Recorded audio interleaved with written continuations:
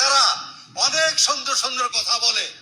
আমার 38 বছর চাকরির অভিজ্ঞতা কিন্তু বাস্তবে কিন্তু ভালো কিছু দেখিনি।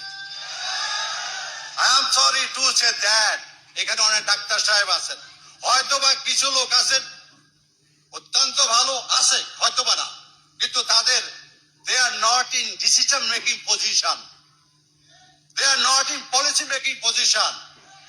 যে পর্যন্ত নার্সরা পলিসি মেকিং এ না থাকবে, ডিসিশন মেকিং এ না থাকবে, লিডারশিপ না থাকবে, অটোনমি না থাকবে, আমি আমার কাজ করব, আমি আমার সিদ্ধান্ত নেব, আপনি কেন ইন্টারফেয়ার করবেন সেখানে?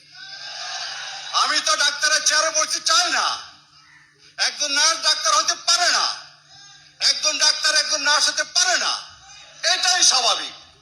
তাহলে আপনাদের এত হিংসা কেন, এত ঈর্ষা কেন? আপনাদের মনকে বড় রাখতে হবে। এবার আসেন, এবার আমাদের সমালোচনা করি। Public perception is not satisfactory for us. Public perception nurse সম্পর্কে ভালো না বাংলাদেশে। এই পারসেপশন কেন ভালো না আমাদেরকে গবেষণা করতে হবে।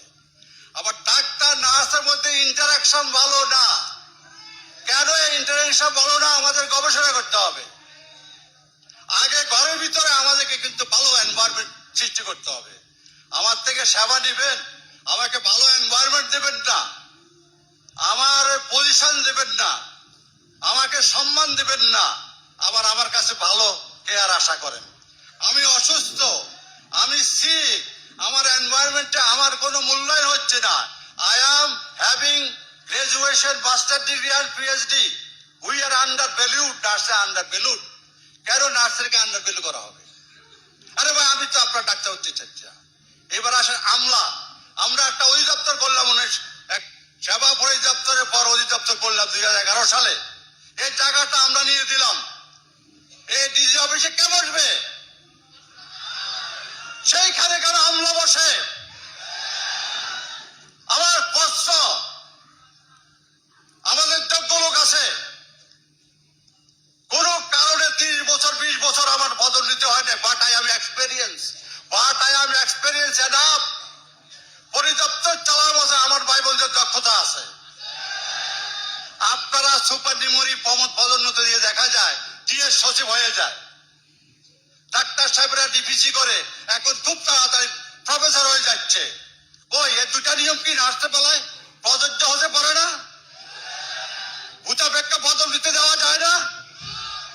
সুন্দর সুন্দর কথা আপনারা অভিভূত হইয়েন না। তবে আমার অনুরোধ থাকবে, আমি শেষ করব, যে you have to create your position. Nobody come forward to create your position. এটা আল্লাহ বলেছেন। মানুষের অনেক ডিফারেন্ট ফিলোসফি থাকতে পারে, ডিবেট থাকতে পারে, মতবিরোধ থাকতে পারে, কিন্তু দিন শেষে with the support of the majority people আমাদেরকে সিদ্ধান্ত গ্রহণ করতে হয়। তাই বলে সারা বছর